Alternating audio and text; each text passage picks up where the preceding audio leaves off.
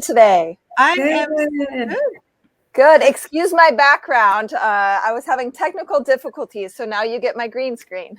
We get the beautiful you, though, so that's the most important part. I'm so excited to have you here and for everybody to get to know you. And those that don't know, I've known Michelle a little bit now, and we really get to know each other. And I just love what she's doing. And so, Michelle, tell us a little bit about what you did this past weekend. Oh, just this weekend? Okay. So I was in Los Angeles and I went to two events. One was Secret Knock in LA and the other one was the Elevate Mastermind with Craig Shaw in Malibu. And both events were amazing. I got to connect. I was able to sign books at Secret Knock and I spoke at the Elevate Mastermind to help and encourage people, right? To talk about my nonprofit, but to help other people understand that your stories don't define who you are and you can actually make a lasting impact with the experiences that you've gone through.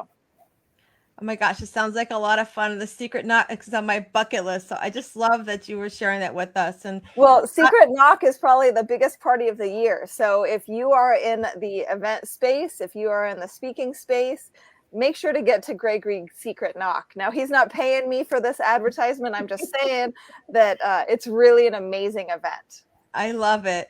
So, Michelle, can you share with our viewers what led you to your passion and purpose for empowering women around the world to stand up against domestic violence?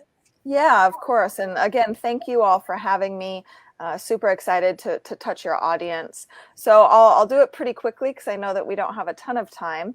But let's see, I grew up in a household in North Idaho to two loving parents, moved around my whole life. My daddy was military.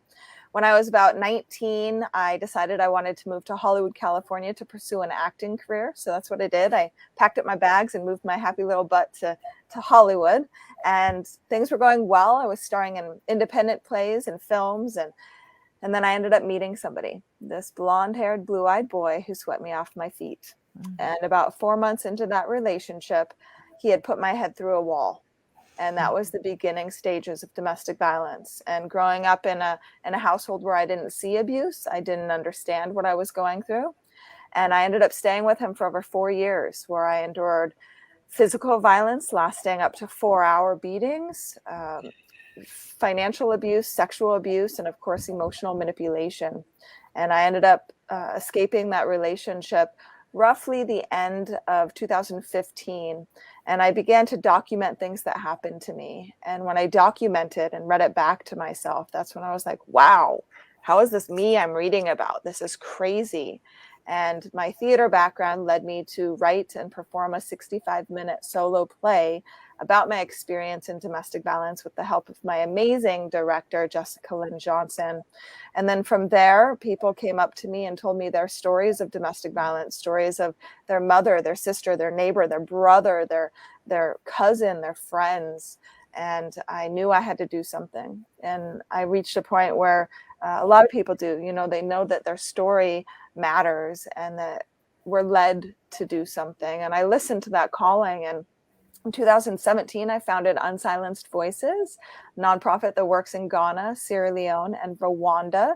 And we are expanding to the US this year with our first domestic violence awareness event happening in Dallas, Texas in April. And then we have 4 other domestic violence awareness events throughout different cities this year, which is really great. And then published my first book in 2019 called But I Love Him, and been speaking on stages ever since. So a lot of virtual stages during 2020, and I've been on over, I want to say 75 to 100 different live stages. That is, I mean, to pay your story forward, I think is so powerful, because so often we kind of keep that story to ourselves. And a story like what you've come through, there's so many that are listening that have either walked the journey or maybe are in the middle of that journey of what you've walked through, and to create what you've done in that space. And I've watched you, and your passion for it is so powerful. It's so inspiring. And, to become an advocate, I know it can be hard, right? And so share with our viewers, like, what are some of the hurdles that you overcame to become that advocate? Well, it's definitely scary speaking up, right? So a lot of people that I meet, that I coach, I do a lot of coaching, and I have a lot of digital programs that we offer on top of running the nonprofit. But a lot of the people I encounter, they are not yet ready to speak up. They are not yet ready to recognize what it is that they've faced. And that's the biggest hurdle, really, is helping them to really see at face value what it is that they've gone through, and helping them turn those lemons into lemonade, because God makes beautiful things out of broken pieces. And, you know, for me, when I was starting the nonprofit, a friend of mine and I ended up spending some time in Italy, and we were walking up the stairs in Positano. And I think she had had one too many glasses of wine, but she kept telling me how I was uneducated and I was not equipped to run a nonprofit. So I had those hurdles. I had the mental blockage. And you know what? Finally, I was like, I'm going to shake this off. You know, I'm going to go where I'm led. And when I actually finally made that decision, we were 501c3 within a month, and I was in Ghana a couple months later. Wow.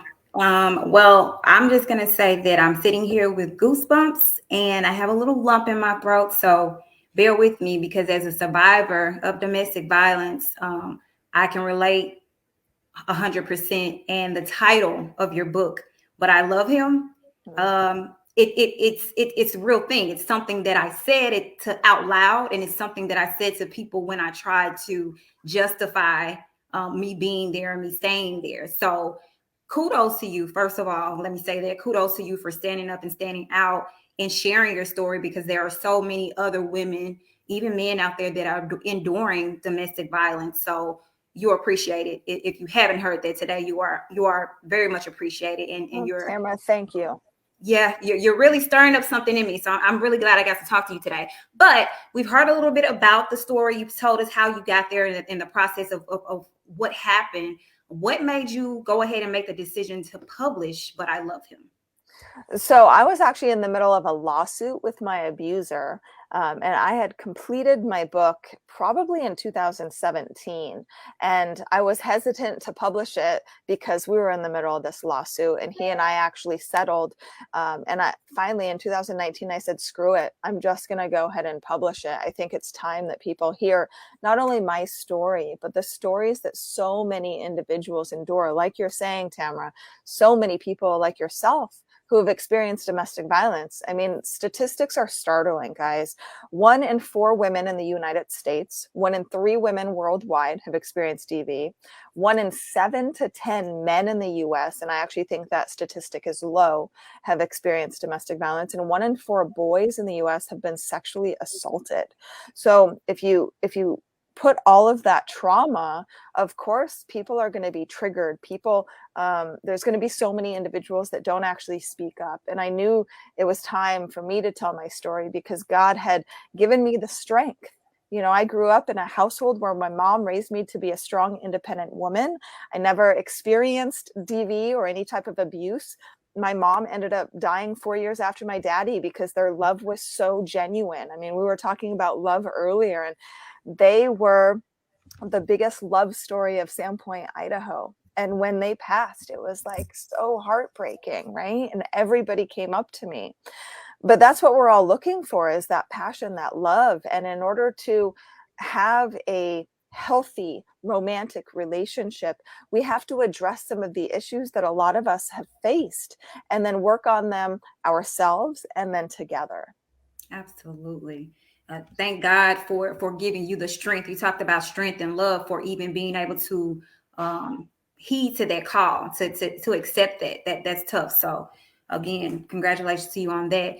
So you've traveled around the world to help other domestic violence victims. Can you share about how giving back has empowered you personally, and maybe even share with us a story of someone that you've encouraged to stay on this journey? Yeah, so I'll start with my very first humanitarian trip, and that was to Kenya. Actually, it was Guatemala, so my second one was to Kenya. And I remember when I landed in Africa, and